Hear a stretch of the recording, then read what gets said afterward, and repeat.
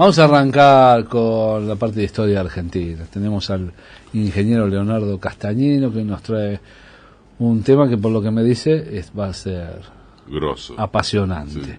Sí. Pues la relación entre el brigadier general Juan Manuel de Rosa y el general San Martín. En realidad es un tema que parcialmente así habíamos mechado en distintos programas porque daba con el tema justo, pero como es un tema importante y por ahí la gente ha comentado, me parece mejor llevarlo ordenado, llevar todo, aunque nos lleve otro programa. ¿Por qué San Martín confiaba en Juan Manuel de Rosa y por qué esa parte de la historia nos la borraron? Claro. La relación entre Rosas y San Martín fue, eso, sobre todo después que Bartolomé Mitre hace la historia de San Martín. Claro, San Martín con Rosas, después lo voy a desarrollar, pero brevemente diría que San Martín y Rosas no se conocieron personalmente. Lo que pasa es que San Martín fue boicoteado acá por los unitarios, por Rivadavia, etcétera, y se exilió. Y después hubo había una anarquía muy grande y él veía que vio que o predijo que se necesitaba un gobierno de mano fuerte, de brazo vigoroso, decía él, para llevar adelante el gobierno. Y después cuando apareció Rosas se dio cuenta que esa era la persona que entonces lo defendió durante todo su gobierno hasta su muerte, ¿no? De San Martín. Incluso previo al asesinato que hablamos el otro día de Manuel Dorrego, él venía hacia Buenos Aires, claro. Se entera en Montevideo, estando en Montevideo, y él dijo que mientras haya enfrentamientos entre hermanos, él no... Claro, incluso se lo reprochó a Lavalle, ¿no? Yo para desarrollar un poco el tema, iba a dar primero los antecedentes de San Martín, los antecedentes a toda esa relación. Después San Martín en el exilio, lo que decía, la relación que tuvo durante el primer gobierno de Rosas, durante el segundo y ya cuando se despide de Rosas, ¿no? Porque encontraron una relación por correspondencia importante. Arranquemos entonces. Entonces, entre los antecedentes, San Martín había armado el ejército de los Andes en Mendoza,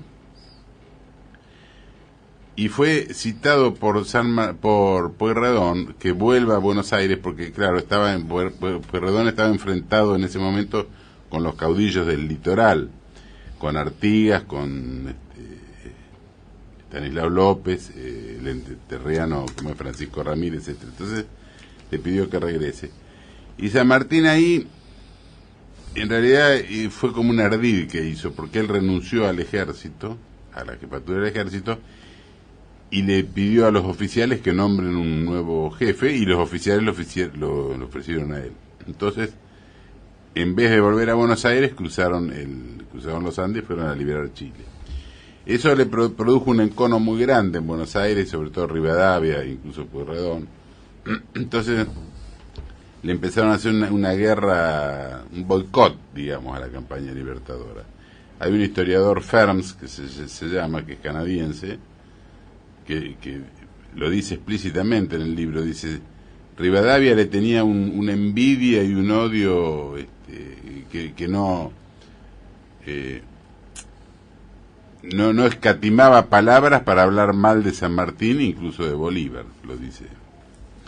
Entonces, ¿qué pasó? San Martín hace la campaña libertadora y en Perú tiene que dejarle seguir la campaña a Bolívar porque lo desabastecieron, digamos, le hicieron un boicot. Para mí esa fue la verdadera razón, no que renunciamiento. Para mí fue que le dijo, bueno, seguí vos que tenés con qué, porque a mí me lo están negando. Entonces San Martín, ¿qué hace?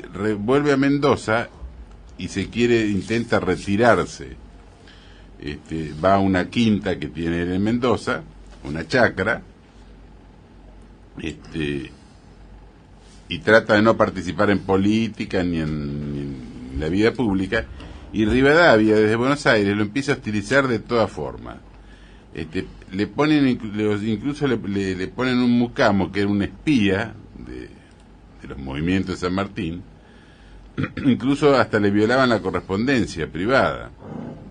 Esto, por ejemplo, San Martín se lo confiesa a O'Higgins en una carta el 2 de octubre de 1827, donde le dice: mi separación voluntaria del Perú me ponía al cubierto de toda sospecha de ambicionar nada sobre las desunidas provincias del Plata. Confinado en mi hacienda de Mendoza y sin más relaciones que algunos vecinos que venían a visitarme, nada de esto bastó para tranquilizar la desconfiada administración de Buenos Aires. Ella me cercó de espías, mi correspondencia era abierta con grosería.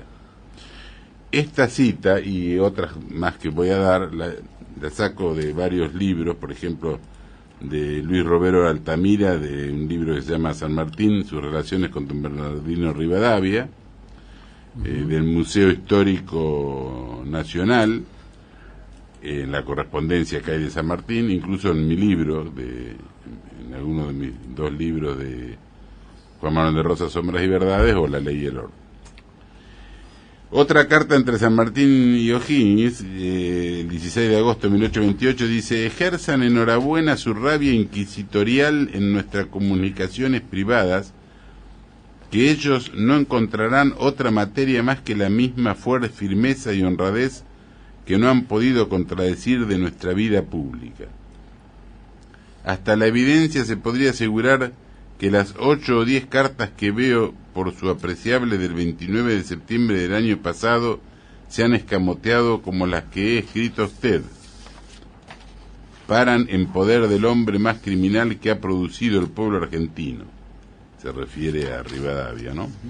Un enemigo tan feroz que los patriotas como don Bernardino Rivadavia estaban preparando por arcanos más oscuros que el carbón para humillarnos y para degradación de su desastrosa administración, han dejado a un pueblo generoso que fue la admiración y baliza de las repúblicas de América Sudeste. Hombre despreciable que no solo ha ejercido su envidia y encono contra usted, no queda satisfecha su rabia y acudiendo a la guerra de Zapa, quiso minarme en el retiro de este desierto, donde por huir de ingratos busco mi subsistencia y la de mi familia con el sudor de mi frente. También porque San Martín se escribió con bastantes patriotas de ese momento.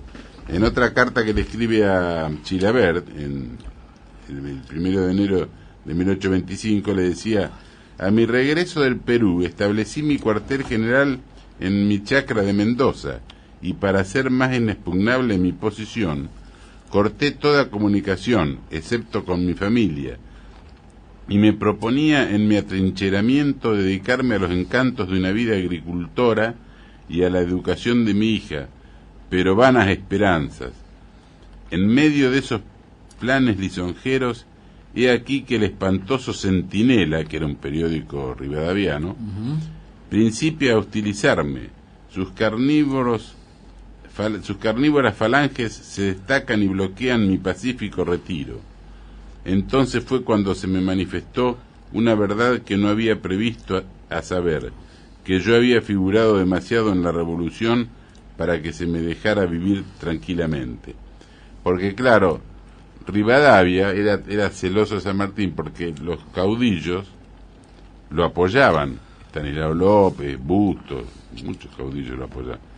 Entonces, el temor de Rivadavia, que lo único que le importaba era la capital y hacer edificios al estilo francés y con ochavas, tenía miedo que los caudillos lo apoyen a San Martín, lo pongan de jefe, digamos, de la provincia unida y lo reemplacen a él, lleven al poder, claro.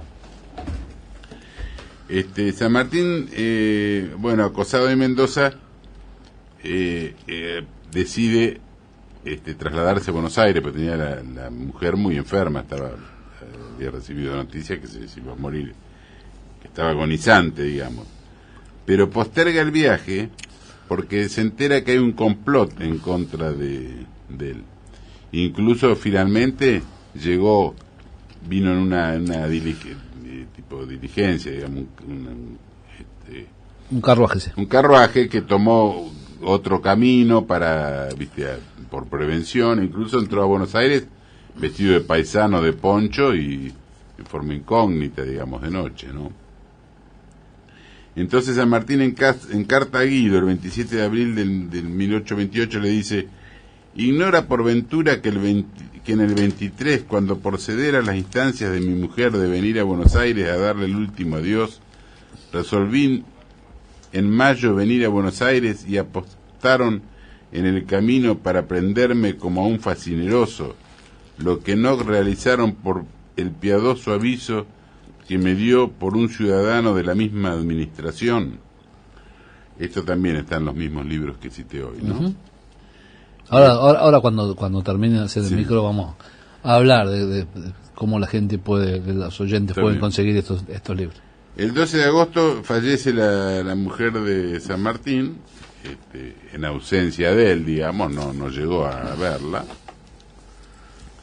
Entonces yo digo, fíjate vos cómo le agradecían los civilizados a San Martín, que había liberado medio continente, cómo le agradecían, haciéndole un complot para matarlo, ¿no? Y no pudo ni ver la mujer y se tuvo que exiliar. En cambio, fíjate cómo los que denunciaban la barbarie. Claro.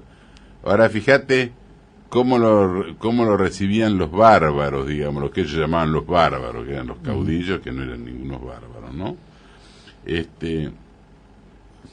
Estanislao López le manda una carta a San Martín, y le dice lo siguiente: sé de una manera positiva por mis agentes en Buenos Aires que a la llegada de usted a aquella capital será mandado juzgar por el gobierno en un consejo de guerra de oficiales generales por haber desobedecido sus órdenes de 1817 y 1820. Era esa que, la desobediencia esa de San Martín fue que no quiso volver a Buenos Aires con el ejército, sino pasar a Chile, ¿no? Y sigue la carta de Estanislao López.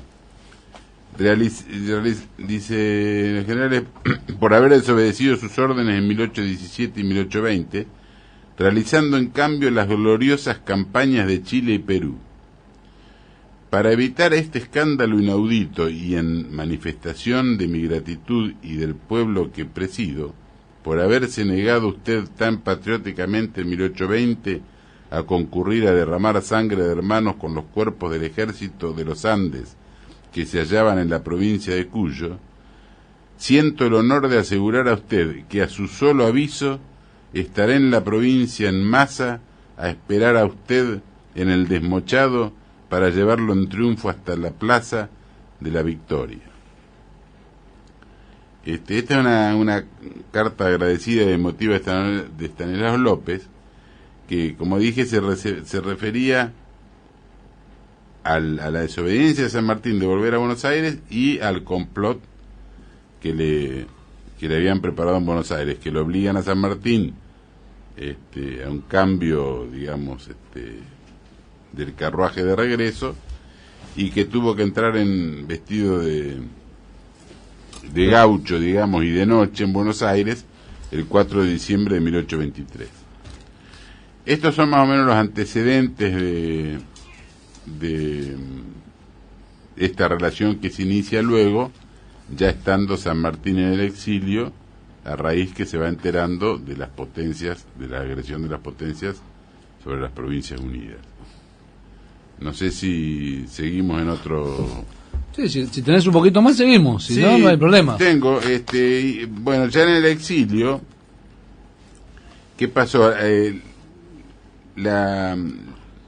Se había armado un conflicto entre la República Oriental, a raíz de la República Oriental, entre las Provincias Unidas y Brasil, que luchaban por, digamos, Brasil quería tomar Uruguay como provincia cisplatina, y Buenos Aires medio se había desinteresado, pero en definitiva se armó una guerra, ¿no?, entre ambos. Y entonces San Martín escribía a Guido: Cuando se declaró la guerra no me pareció regular ofrecer mis servicios por temor de exponerme a un nuevo insulto.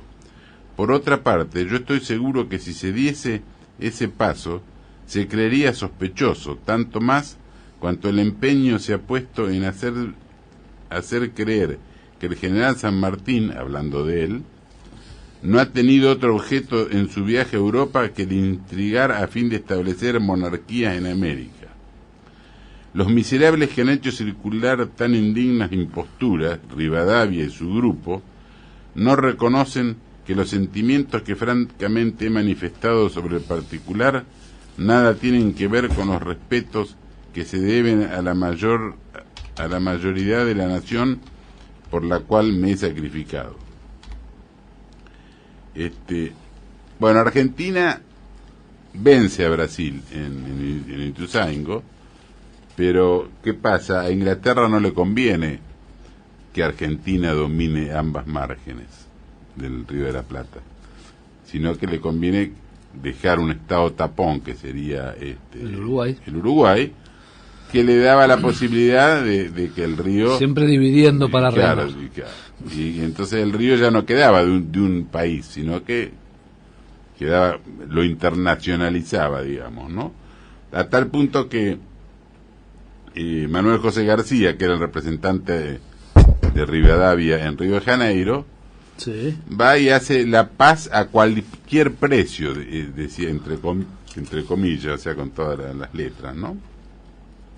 Y en definitiva le ceden la banda oriental a Brasil, que la llama, le pone de nombre la provincia Cisplatina. Entonces en carta a Guido, San Martín le dice: veo por la de usted que habían hecho por ese gobierno de Buenos Aires proposiciones de paz bajo la base de la independencia de la banda oriental.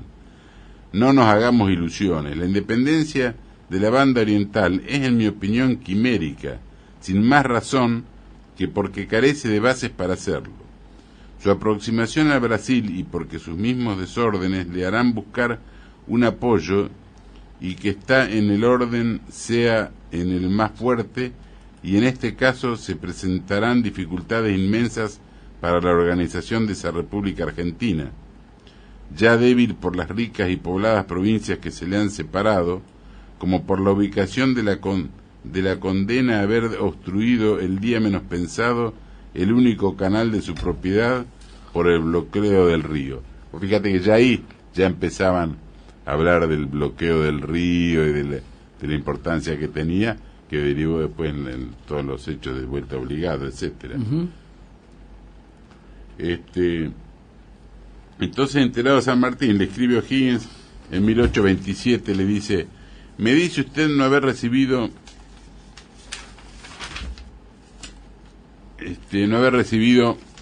más cartas mías. Se han extraviado, o mejor dicho, se han escamoteado 8 o 10 cartas mías que le tengo escritos desde mi salida de América. Esto no me sorprende, pues me consta que en todo el tiempo de la administración de Rivadavia, mi correspondencia ha sufrido una revista inquisorial, la más completa. Yo he mirado esta conducta con el desprecio que merecen sus autores. Ya habrá sabido la renuncia de Rivadavia. Su administración ha sido desastrosa y solo ha contribuido a dividir los ánimos. Yo he rechazado tanto sus groseras imposturas como su innoble persona. Como un hombre como este al frente de la administración, no creí necesario ofrecer mis servicios a la actual guerra con el Brasil por el convencimiento en que estaba de que hubieran sido despreciados. Como te das cuenta, lo quería mucho a Rivadavia. Sí, sí. Muy. Y después en otra carta de San Martín le escribe a don Pedro Plenzuelos, que era un chileno, y le escribe el 25 de agosto de 1844, le dice, refiriéndose a la organización de Chile y comparándola con lo que había pasado acá, ¿no? Le dice: si yo viera a su afortunada patria dar oídos a los visionarios y precipitar sus reformas, confieso usted me alarmaría por su futura suerte. tenga usted presente lo que siguió en Buenos Aires por el célebre Rivadavia, que empleó solo la madera para hacer andamios para componer la fachada de lo que llaman catedral, 60.000 duros, que se gastaron ingentes sumas para contratar ingenieros en Francia y comprar útiles para la construcción de un pozo artesiano al lado de un río y en medio de un cementerio público. Y todo ello se hacía cuando no había un muelle para embarcar, y por el contrario se deshizo y destruyó el que ya había de piedra y que habían costado 600 fuertes en tiempo de los españoles, que el ejército estaba sin paga y en tal miseria que pedían limosna a los soldados públicamente.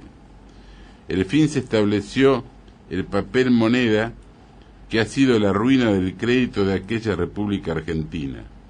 Sería de no acabar si se enumeraran las locuras de aquel visionario y la administración de un gran número de mis compatriotas, creyendo improvisar en Buenos Aires la civilización europea, con solo los decretos que diariamente llenaban lo que llama el archivo oficial. Yo espero que Chile, le dice, seguirá la marcha sólida que ha emprendido y que sus reformas las hará con pasos de tortuga. Ahora, vos fijate el concepto que tenía San Martín de Rivadavia, que acá lo tienen como un héroe, como la avenida más larga del mundo, y una ciudad a nombre de él, ¿no? La cuestión que desaparece Rivadavia, porque a raíz de la paz vergonzosa que hicieron con Brasil, tuvo que renunciar y, digamos, sí, salir, como le dicen, como rata por tirante. Como rata por tirante, sí. Entonces asume el gobierno Dorrego, y Dorrego quería seguir la guerra contra Brasil. Él lo que quería desconocerlo, el acuerdo, la derrota diplomática. Si habían sí, ganado, la entrega de García. Claro, habían ganado militarmente y la entrega que había hecho García. Pero ¿qué pasa? Los del Banco Provincia, que era los principales accionistas eran ingleses, le retasean los fondos y lo empiezan a apretar. Hubo un episodio ahí que lo va a ver el cónsul inglés y le dice, pero usted lo que quiere decir, le dice a Dorrego, ¿no? Ahora, usted lo que pretende es seguir la guerra contra Brasil y desconocer, y Dorrego le dice, sí, directamente, le contesta. La cuestión que, incentivado San Martín por todos estos cambios que se producen de Dorrego, etcétera, decide regresar al país. Pero cuando llegamos a Río de Janeiro, se entera que lo habían derrocado a Dorrego, o sea, se entera de la revolución. Y cuando llega a Montevideo, se entera que lo habían fusilado. Entonces no quiere bajar del barco, está 2 meses ahí esperando de regreso, conseguir otro barco para regresar. Y entonces ahí empezó a recibir, digamos, agresiones de la prensa unitaria. El mismo San Martín empezó a recibir críticas. Sí, ofensas, digamos. Él lo visitaron algunos amigos, incluso después fue Lavalle, pero la prensa misma, por ejemplo, en el diario unitario El Pampero, bajo el título dice ambigüedades, decía: en esta clase reputamos el arribo inesperado a estas playas del general San Martín. Este general ha venido a su país a los 5 años de su ausencia, pero después de haber sabido que se han hecho las paces con el emperador de Brasil. Lo estaba acusando de cobarde, como diciendo así, viene después que hicieron las paces, ¿no? Algo que no se le puede decir a San Martín, de ninguna manera. Y incluso el propio general Paz, que en ese momento era ministro de guerra, le escribe a Lavalle el 9 de febrero de 1829 la siguiente nota. Dice: mi querido Lavalle, otro incidente tengo que contar a usted. Este es la llegada de San Martín. El 7 le escribió a Díaz Vélez. Él hasta la fecha no ha desembarcado y por el temor y espíritu de su carta es de esperar que no lo hará. Sin embargo, calcule usted las consecuencias de una aparición tan repentina. Es probable que la oposición desahuciada, desesperada por la falta de un conductor que la guíe, se fije en este hombre y le haga propuestas seductoras. Ellas nada valdrán si quiere, como dice, no pertenecer a ningún partido. Pero si esto no sucede, nos costará más trabajo el cumplimiento de las obras que hemos empezado. Fíjate que le tenían miedo a San Martín, porque dice a ver si todavía acepta las propuestas. Dice, y en ese caso, si esto sucede, nos costará más trabajo el cumplimiento de las obras que hemos empezado. ¿Cuáles eran las obras que habían empezado? Habían empezado a perseguir a todos los federales del interior con Rauch y Stomba, que hicieron un desastre, ¿no? De persecuciones. San Martín recibe ahí a bordo, él queda a bordo, no baja, y recibe a varios amigos, por ejemplo a Tomás Guido, Manuel de Olazábal, Álvarez Condarco, y queda en Montevideo esperando un buque de regreso. Ahí es cuando va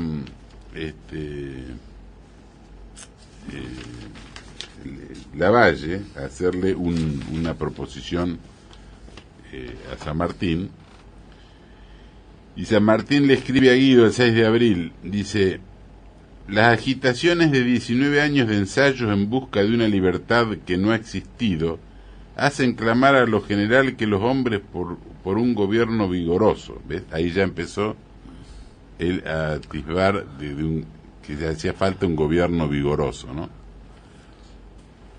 Dice, hacen clamar a lo general de los hombres por un gobierno vigoroso, igualmente convienen para que el país pueda existir, es de necesidad absoluta que uno de los dos partidos desaparezca.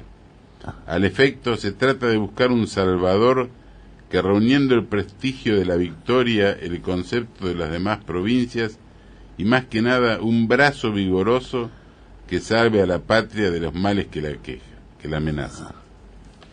Ahí ya San Martín ya estaba digamos, prediciendo la llegada de Rosa. Fíjate que dice un gobierno vigoroso, un salvador, un brazo vigoroso, repite. Y concluye San Martín, le dice: mi amigo, veamos claro, la situación en nuestro país es tal que el hombre que la mande no le queda otra alternativa que el apoyarse sobre la facción o renunciar al mando. Las alusiones a San Martín de brazo vigoroso ya era como una premonición de lo que iba a suceder. El 14 de abril de 1829 recibe en Montevideo a una comitiva que le trae una propuesta de Lavalle y que San Martín se la rechaza con los siguientes términos. Dice: Montevideo, abril 14 de 1829. Los señores Trolé y Juan Anelli me han entregado la de usted el 4 del corriente. En ellas le dirán cuál ha sido el resultado de nuestra conferencia. Por mi parte siento decir a usted que los medios que me han propuesto no me parecen tendrán las consecuencias que usted se propone para terminar los males que afligen a nuestra patria desgraciada. Y termina la carta con una sentencia que lo debe haber perseguido a Lavalle hasta su muerte, porque le dice: una sola víctima que pueda economizar a su país le servirá de un consuelo inalterable. Refiriéndose precisamente a él. Bueno, y ahí sí, vamos a hacer un paréntesis. Si no, ahora terminamos. Escuchamos la conclusión que nos va a dar sobre este tema tan apasionante que nos viene tratando el ingeniero Castañeno, la relación entre Juan Manuel de Rosas y el general don José de San Martín. Adelante. Sí, entonces habíamos dicho que San Martín, estando en Montevideo, recibe de Lavalle una proposición a través de otra persona, ¿no? Recibe una proposición de Lavalle que San Martín se la rechaza, en los términos que leí.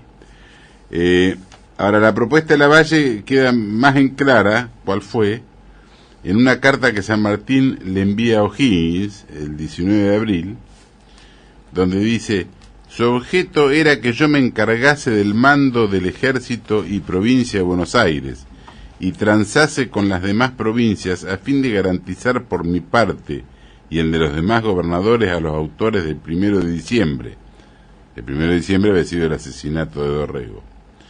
Por otra parte, continúa San Martín, los autores del movimiento del 1 de diciembre son Rivadavia y sus satélites, y a usted le consta los inmensos males que estos hombres han hecho no solo a este país, sino al resto de la América, con su infernal conducta.